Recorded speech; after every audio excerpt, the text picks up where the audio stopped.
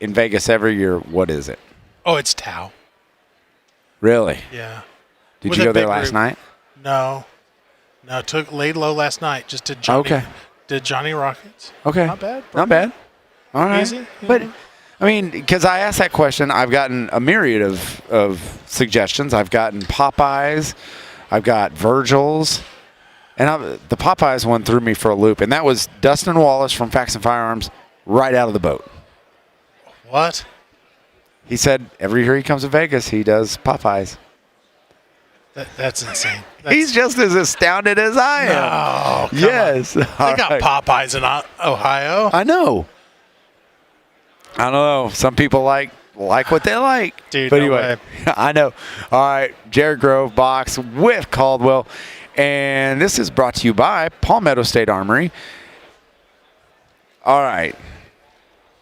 We're going to get nerdy here. Probably pretty Warning. nerdy.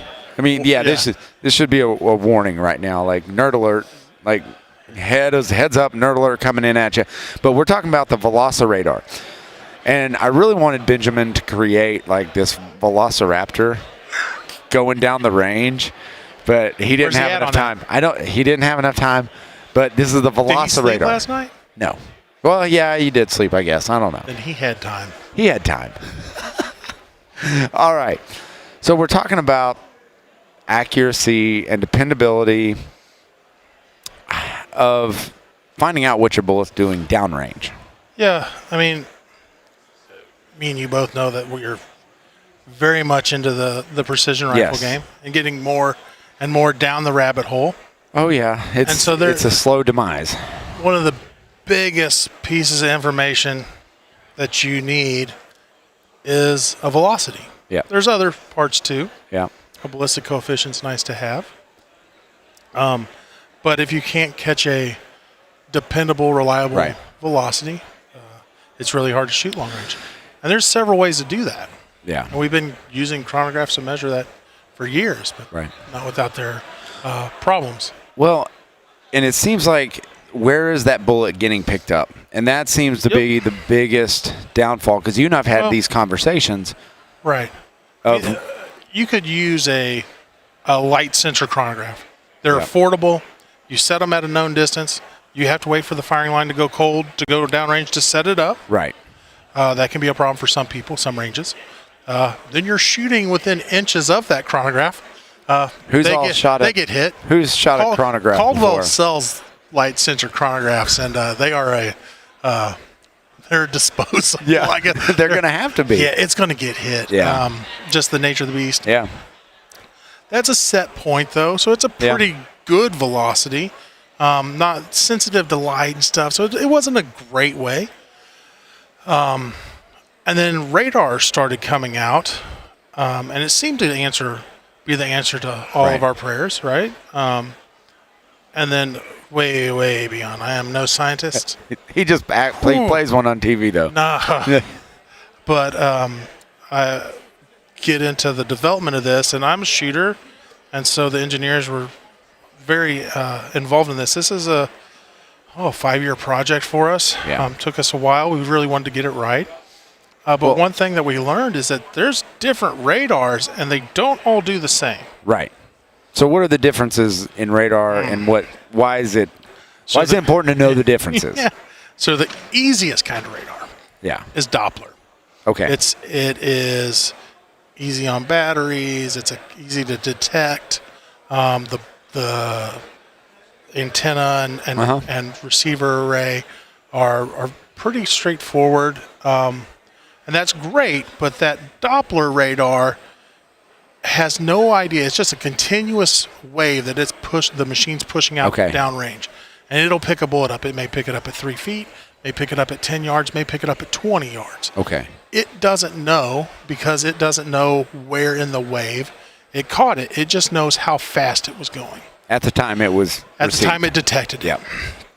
The problem with that is, as you know, a bullet, due to drag and the laws of physics, will start losing velocity the minute it leaves the barrel. Right. So if you can't tell where the bullet was detected, then you're automatically introducing this variable of, did it detect it 3 feet? Yeah. Did it detect at 15 yards? Because that's a big difference. On a 6mm bullet, you're 20 plus feet per second. Yeah. And if you tell me that I have to add 20 plus feet per second on top of my already spread in ammunition, it can take a really low SD or low deviation, which is important for long range. If you're not a long range nerd, if your velocity is going up and down, well, that's what your bullet does at long ranges. At extended ranges, it will go over the target or under the target no matter what you do. And I've had that happen. Right. And kind of what leads to this type of stuff.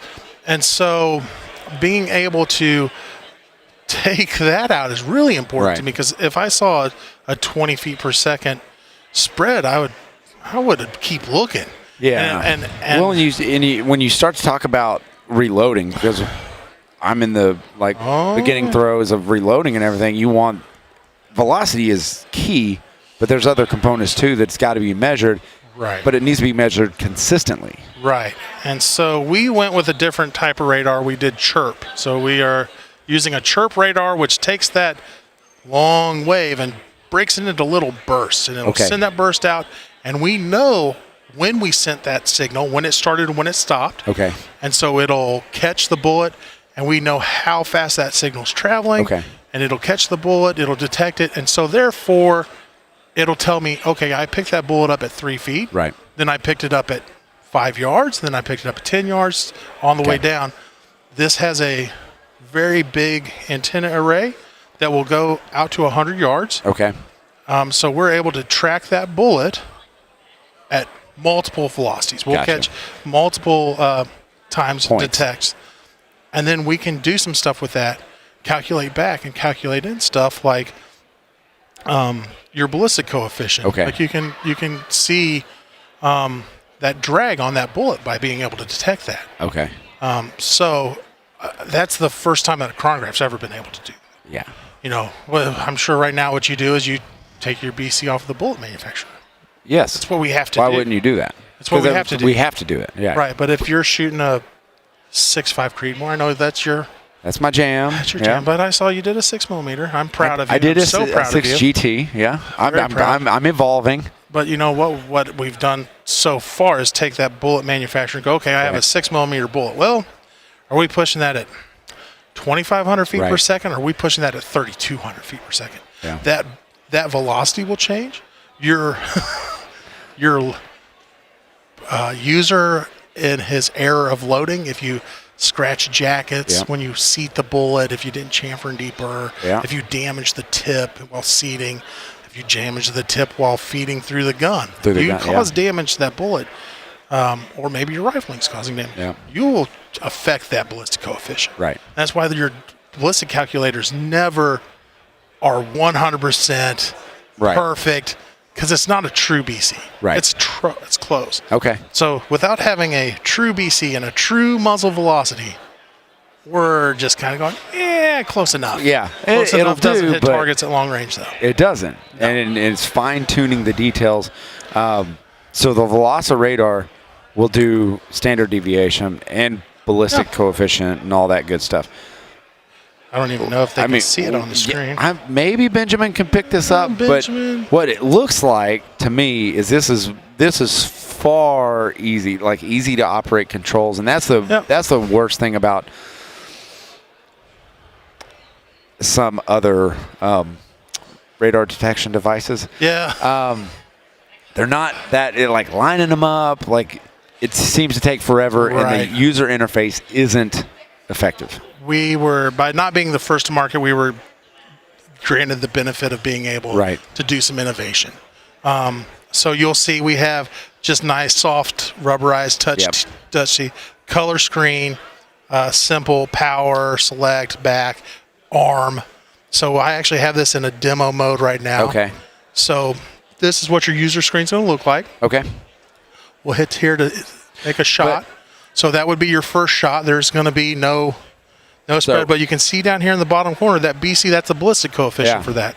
So in testing, some cool stuff. So see, we hit a next shot, so on. So when you shoot a string of fire, like it'll automatically engage. You don't have to hit the arm button every shot. It It'll save automatically it. arms. Yeah. Okay, perfect. And then it'll actually say ready, or it won't be ready. It'll change color. This is just a demo mode for indoors. They get a little antsy with us firing guns. Yeah. Through the hallway. And, it's right over there. Yeah. So what's cool, and this is something, KJ, that I never thought I would see. Yeah. I always thought that the BC part of it, just from the beginning, I was like, oh, cool, give me a BC to adjust my dope.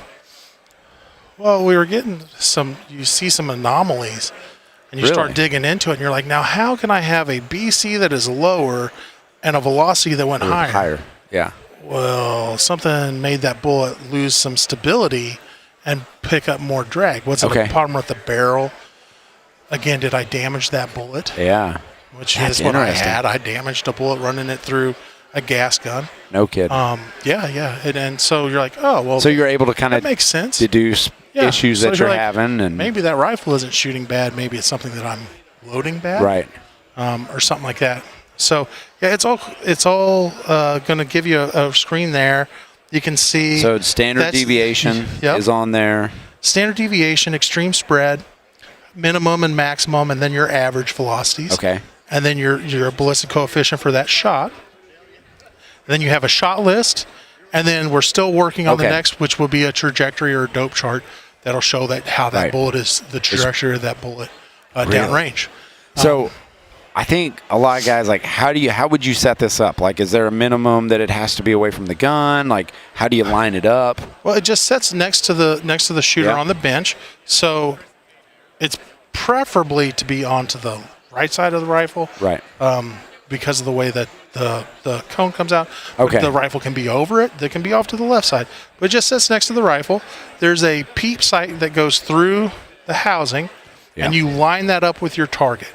Yeah. So unlike some smaller Doppler radars that aren't as sensitive to alignment, those aren't going to be able to give you that downrange stuff. Yeah. So we do have to line it up.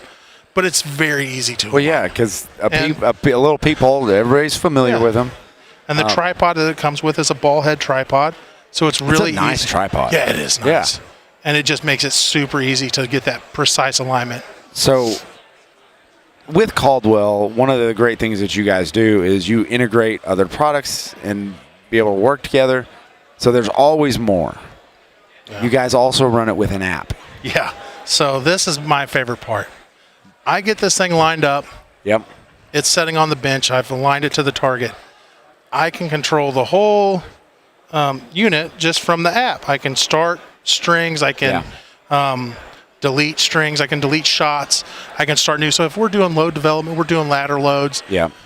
I can make notes in there. And then I can save That's it. One of so the when cool I go things. back home, I'm like, oh man, what was that? Yeah. I can look right there, and it's all on your phone. Yep.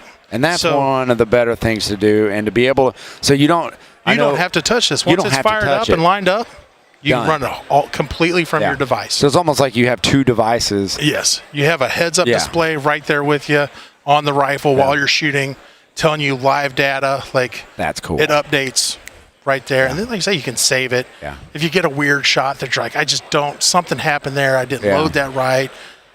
I grabbed the wrong round.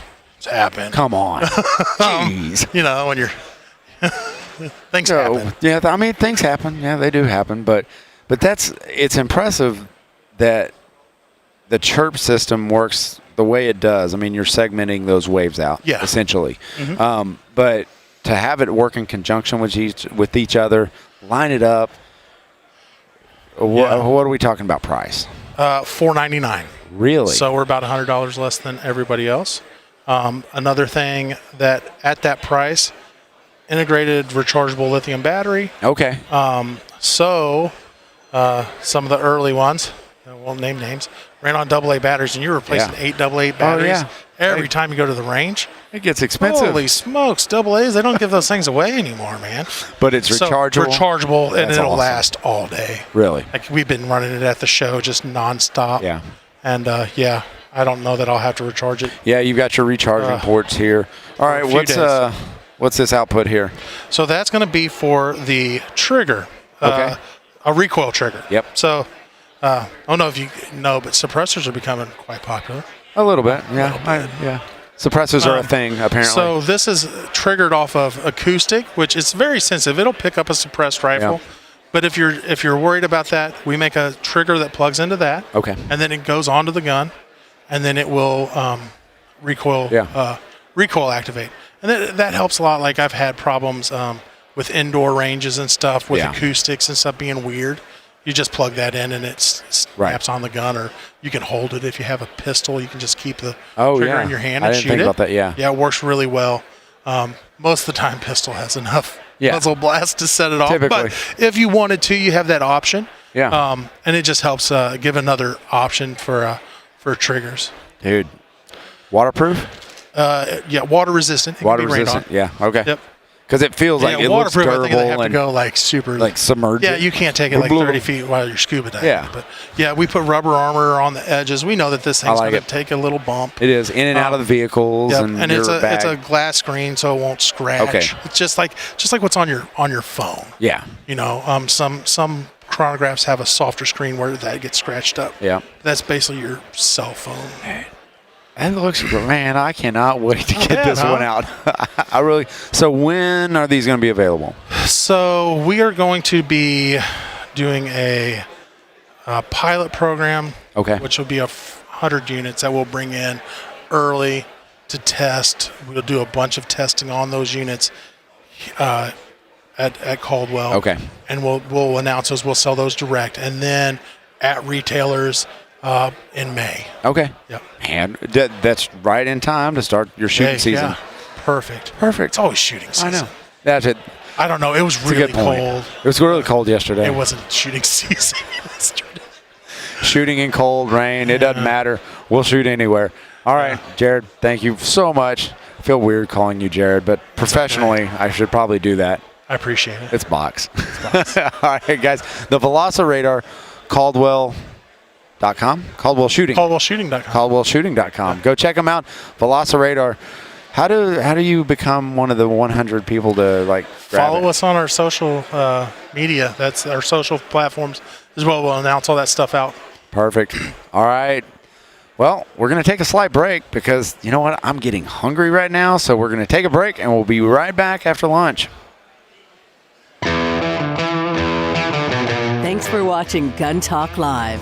For more great gun content, subscribe to our YouTube, Facebook, Instagram, and Twitter pages. You can always watch the Gun Talk channels on Roku, Apple TV, and Amazon. And of course, you can always find us at guntalk.com. Thanks for watching.